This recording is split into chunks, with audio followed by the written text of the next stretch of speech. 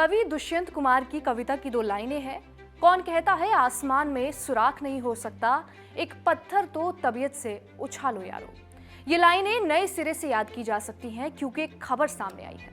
खबर जिसका एक सिरा 2 दशक पीछे जाता है। महाराष्ट्र का जलगांव रेलवे स्टेशन पर रखा एक डस्टबिन जिसमें से एक छोटी बच्ची के रोने की आवाज आ रही थी।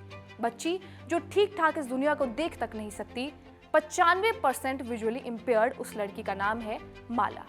डस्टबिन में मिली माला की कहानी एक मिसाल की तरह सामने आई है क्योंकि माला ने महाराष्ट्र लोक सेवा आयोग की परीक्षा पास कर ली है। अब वो नागपुर कलेक्ट्रेट में रेवेन्यू असिस्टेंट के तौर पर अपना करियर शुरू करने जा रही है।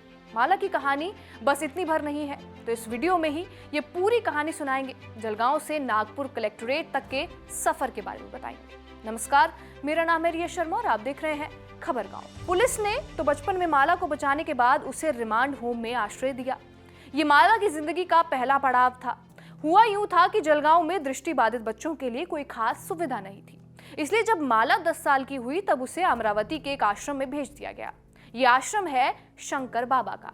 शंकर बाबा पापलकर के इस आश्रम में दृष्टिबाधित, विकलांग, मानसिक रूप से कमजोर और बेसहारा बच्चे रहते हैं। शंकर बाबा पापलकर अमरावती के ही रहने वाले हैं, समाज सेवक हैं। पापलकर को अनाथों के पिता के तौर पर जाना जाता है। 2024 में इन्हें भारत सरकार द्वारा पद्मश्री से भी सम्मानित किया गया था।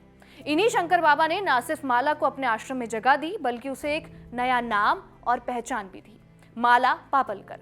शंकर बाबा के आश्रम में 123 बच्चे हैं और उन्हीं में से एक है माला। माला जब आश्रम आई तो शंकर बाबा ने उसे ब्रेल लिपि सिखाई। ब्रेल लिपि एक खास तरह की लिखाई है जो उन लोगों के लिए बनाई गई है जो देख नहीं सकते। इसमें अक्षरों को छोटे छोटे उभरे हुए बिंदुओं यानी कि डॉट्स के जरिए लिखा जाता है। ये बिंदु कागज पर ऐसे बनाए जाते हैं कि दृष्टिबाधित लोग अपनी उंगलियों से उन्हें छूकर पढ़ सकें। हर अक्षर या नंबर के लिए बिंदुओं का अलग अलग पैटर्न होता है, जैसे हिंदी का क या फिर अंग्रेजी के ए के लिए अलग अलग बिंदुओं से पैटर्न बनाया जाता है। इसी ब्रेल लिपि को सीखकर माला ने किताबों को अपना दोस्त बनाया। अमरावती के विवेकानंद ब्लाइंड स्कूल से उसने 5वीं से 10वीं तक की पढ़ाई की। क्लास में वो हमेशा टॉप करती थी। माला ने 10वीं कक्षा में 60% नंबर लाए थे। स्कूल के बाद उसने Vidarbha college of science and technology से आर्ट्स में ग्रेजुएशन किया। 2018 में government Vidarbha institute of science and humanity से पोस्ट ग्रेजुएशन भी पूरा कर लिया। इस पूरे सफर में दारियापुर के प्रोफेसर प्रकाश टोपले पाटिल उसका हर कदम पर हौसला बढ़ाते रहे। लेकिन माला को सिर्फ डिग्री हासिल नहीं करनी थी बल्कि एक पहचान हासिल करनी थी। एक ऐसा नाम बनाना था जो दूसरों के लिए मिसाल बने। साल 2019 में उसने महाराष्ट्र लोक सेवा आयोग की परीक्षा का लक्ष्य चुना। ये रास्ता कांटों भरा था। ब्रेल में किताबें नहीं थी और दृष्टिबाधित होने के कारण पढ़ाई और भी ज्यादा मुश्किल। लेकिन तभी अमरावती की यूनिक अकेडमी के निदेशक प्रोफेसर अमोल पाटिल ने माला की मदद की। उन्होंने माला के लिए ऑडियो नोट्स और ऑनलाइन कोचिंग की व्यवस्था की। कई रातें उन्होंने किताबें पढ़कर रिकॉर्ड की ताकि माला उसे सुनकर पढ़ सके।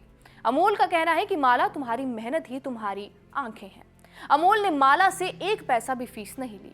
एमपीएससी की परीक्षा के लिए माला ने दिन रात एक कर दिए। वो रोज 10 से 12 घंटे पढ़ती थी। 2022 और 2023 में तहसीलदार की परीक्षा में वो चूक गई।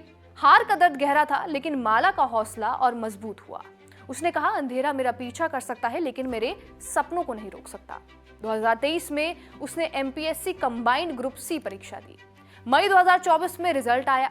सिलेक्टेड कैंडिडेट्स की लिस्ट में एक नाम माला का भी था। रेवेन्यू असिस्टेंट के पद पर माला की नियुक्ति हो गई। मेरिट लिस्ट में नाम आया और आई खुशियां। माला जिस आश्रम में रहती है उस आश्रम में हर कोई खुश था, उत्साह था, क्योंकि उनके बीच की एक लड़की ने तमाम चुनौतियों को पार कर कामयाबी हासिल कर रही थी।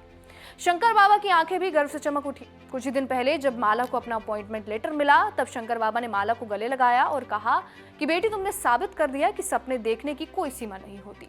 माला ने इंडियन एक्सप्रेस से बातचीत में बताया, आश्रम छोड़कर नागपुर में अकेले रहने को लेकर मैं थोड़ी घबराई हुई हूँ।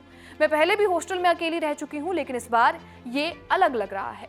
मुझे सभी की बहुत याद आएगी, खास तौर पर शंकर बाबा की।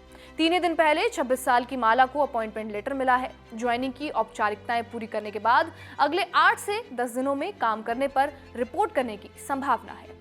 ये तो थी माला की कहानी, लेकिन क्या भारत में इससे पहले ऐसा कोई मामला सामने आया है?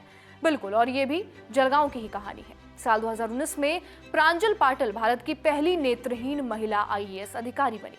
महाराष्ट्र के जलगांव में जन्मी प्रांजल 6 साल की उम्र में पूरी तरह दृष्टिबाधित हो गई। इसके अलावा कहानी सम्यक जैन की भी है, जिन्होंने दृष्टिबाधित होने के बावजूद यूपीएससी आईएएस 2021 में टॉप 10 में अपनी जगह बनाई। उदाहरण कई है, लेकिन इनका रास्ता इतना आसान नहीं होता। बहरहाल इस पूरी कहानी के ऊपर आपका क्या कुछ कहना है, हमें कमेंट करके जरूर बताएं। और अगर आपको ये वीडियो पसंद आई हो तो इसे लाइक, शेयर और चैनल को सब्सक्राइब जरूर करें। कैमरे के पीछे अभिषेक और सर्वेश, धन्यवाद।